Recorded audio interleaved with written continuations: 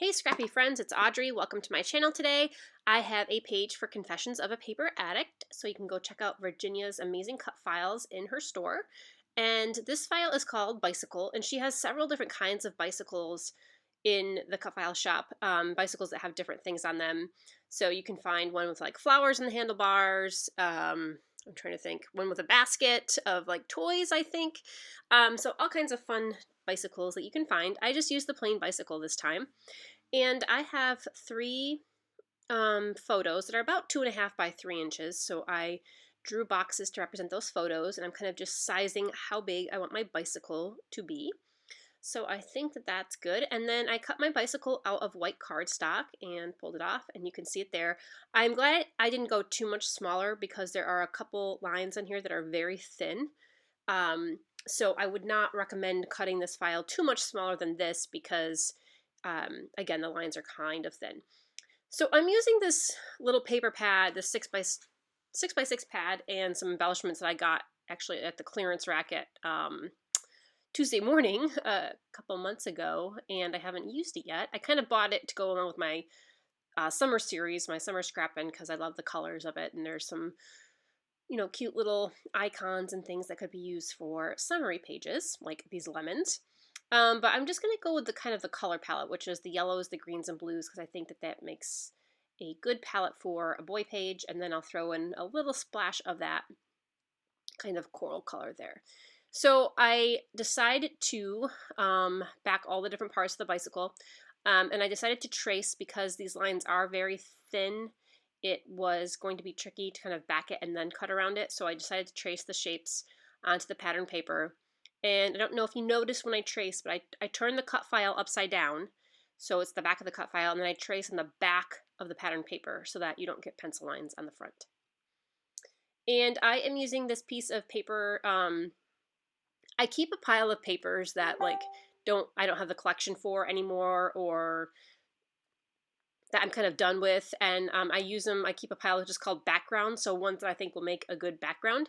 And it was actually the other side of this pattern paper that I was going to use for a background, but I kind of like this green, and I'm going to use this green on my page because it kind of matches the green that is in the collection. And I like some of the sayings on it too, kind of go along with the theme of my photos.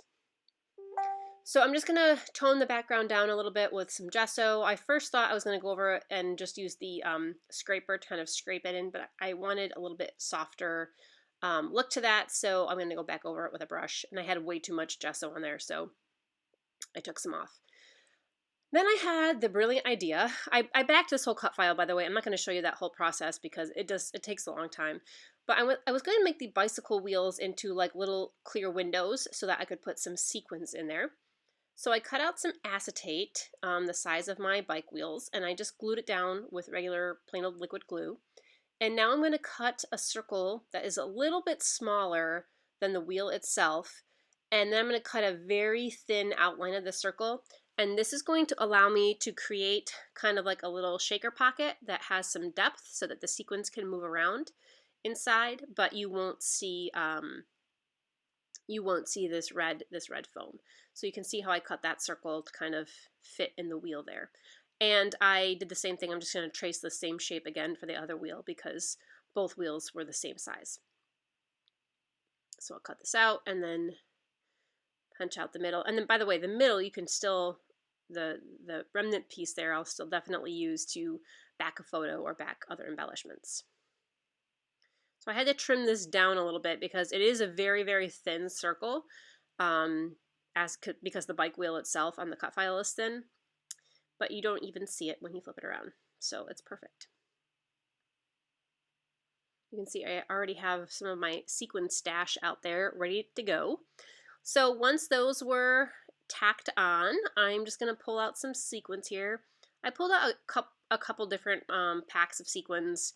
Some with the blues and yellows that go along with the pattern paper, and I have a couple silver ones, and I throw a couple pink ones in. I wish I had some more ones that were a little bit more coral in color, but I only had like orange or pink, so I decided to kind of go with the pinkish ones. But I put mostly silver and blue inside. Now to seal it up, I'm taking my tape runner, and I'm going around the foam again with my tape runner, and I accidentally hit it and some of the sequins popped out and then got stuck to the tape. And then I cover it again with another clear piece, and then I just press, and we'll see how this comes out here in a minute. Let me do the other one, go around with the tape runner, take the other clear sheet, put it down, and yay, voila, there's my little shaker. And then those sequins move around inside. So I love that. That makes me happy. Shaker pockets with sequins make me happy. Okay, so now I am going to embellish, and this takes me a little bit of time. Like I said, I don't have a ton of embellishments with this page. I want the bike cut file to stand out, so I don't want to add too many other little icons or things like that. This series of photos was of my son learning to ride his bicycle for the first time last summer. So he was kind of a slow learner to get to ride his bike without his training wheels. He was 8 last summer. So yeah, it took him a little while, but he did persevere. He would get so frustrated though and just like drop his bike, and then you know, finally I could encourage him to get back up on it, and oh my gosh, he would go so crooked, it would make me so nervous because he would just go down the road really crookedly. But now he rides it like a pro, and you would think that he's been doing it for years. So yeah, it took him a little bit, but he's great at it now. So I was very proud of him for persevering and keeping going with it, even though he got frustrated. So I was deciding what colors to back my photo with, and I thought maybe I was going to do the coral, but I thought that was too much contrast with the green. So I decided to go with this medium blue, and I have this same pattern paper in a lot of pieces in the bicycle, and then I wasn't sure if I wanted to have too much repeat of that paper, but it's not that big of a... There's not too much paper as a backing for the photos anyway, so you don't really see a ton of it.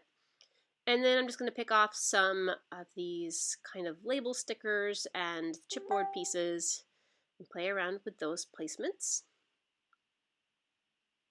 I thought about adding that other little bicycle there, but I decided against it because it kind of looked like a big bike and a baby bike, and that just didn't make sense to me for this page. I added some stickers to the wheels of the bicycle and just a couple phrases that kind of went along with my theme of learning to ride a bike. So that's why I put goals and today is the day and ready, set, go. And I loved these little arrow stickers. I thought that they helped kind of show movement, that the bike was moving. So I'm going to put those behind the bike. And even though I lay these all out, I do end up changing them around a little bit at the end here. Okay, so now I'm going to start gluing. So let me glue these photos to the mats. And I'm just using my liquid glue. It dries super quick. That's what I love about it. And you don't need a ton of it. You only really need a little bit. And it definitely stays permanent, that glue. Once you glue with that glue, it doesn't come off. That's the Scotch well, it used to be called Quick Dry, but now it's called their tacky glue, but it's the same stuff. Okay, I'm going to add some mixed media. Now, you're probably like, why is she doing green on a green background? Why didn't she just let her leave her background green and not gesso it? I love the mixed media look, and I love the way that even the green on the green here, you know, the paints, the inks kind of mask the text in the background, so you can still see the intentional mixed media. And I'm going in with, it's a dark blue, it's called Faded Jeans, but when you mix it with the green, it turns like a dark green. So I just wanted a few darker areas. So that's why I'm going in with the blue. And I will do some blue splatters. And this blue really matches the blue of the pattern papers pretty well. And I'm just going to dab off some extra water. And then I'm going to do some highlights. So I kind of picked like my medium color, which was like that medium green, which is called Mowed Lawn, I think. Those are the Distress Oxide inks. And I kind of do a little bit darker, and so I do regions with darker, so I went in with the blue, and then the yellow for the highlights. And now I'm going to use a contrasting color for the splatters. So I kind of use that coral color of the paper, and that is the contrast, the orange and green contrast there. So yeah, I find I do this a lot with this technique. I go with kind of my medium color, and then I use another dark ink for some shading, and then I use a lighter colored ink or mist for highlighting. So I backed each photo with some foam, and I decided that I'm just going to tape the bicycle down. So I use my tape runner again over the clear acetate parts, and really it's only the wheels that are sticking down. But when I put foam behind the photos, that brought the height of the photos up to the height of the bicycle cut file. So now the handlebars of the bicycle will lay flat on top of the photo, and the seat of the bicycle too.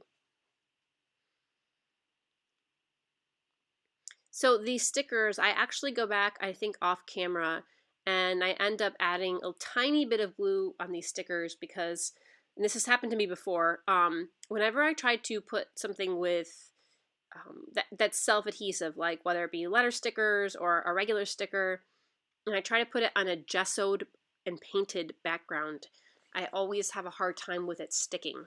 So it does not stick very well. So I also go through and I will glue all of my chipboard letters in bits too.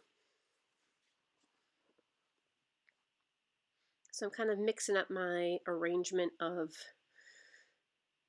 pieces here, kind of fill in the white space of the photos, because I do have a lot of white and negative space in there. Lots of stickers to choose from. This is kind of a cute collection. I'm glad I picked it up. Even if I don't use just these colors with it, you could add in some other colors and really brighten it up. Maybe a little bit of orange. I think orange would look cute in here.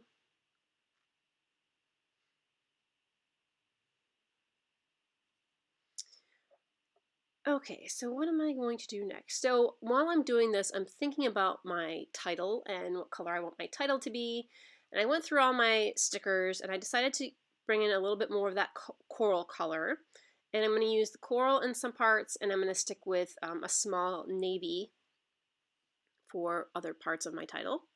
And then I needed a place to journal. So these stickers here, these square stickers that I'm going to use for my journaling box, I wasn't quite sure where to put them.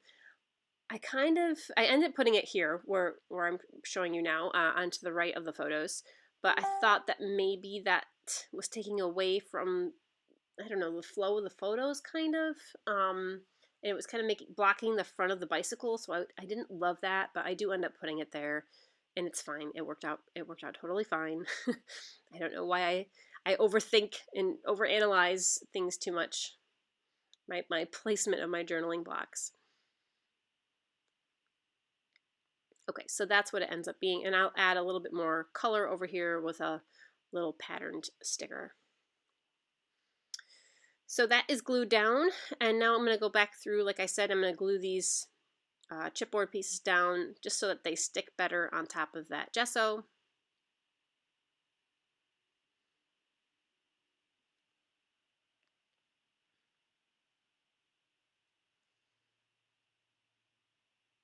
And I will get my stickers out and do my title.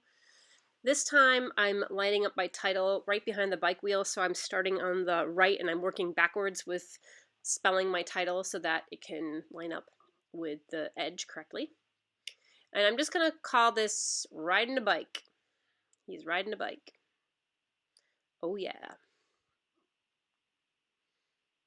And I do the same thing here. I don't know why I went backwards here. Maybe I was just stuck on going backwards with the word bicycle that I decided I had to go backwards with the small letters too. And that's it. So I added my journaling on my stickers, and I'm going to leave it as that. So I just love how the shaker pocket came out with the sequins in there. They just make this so fun and happy, and my son loves it. He just thought it was so cool. I showed him this page. He loved it. Well, I did add a piece of twine there to that piece of chipboard because it had a hole in it and it needed some twine. And some more close-ups. You can see the mixed media and all the other little features. So thank you so much for joining me today for Confessions of a Paper Addict. Please go check out this cut file and many more in the store. Stay scrappy, my friends.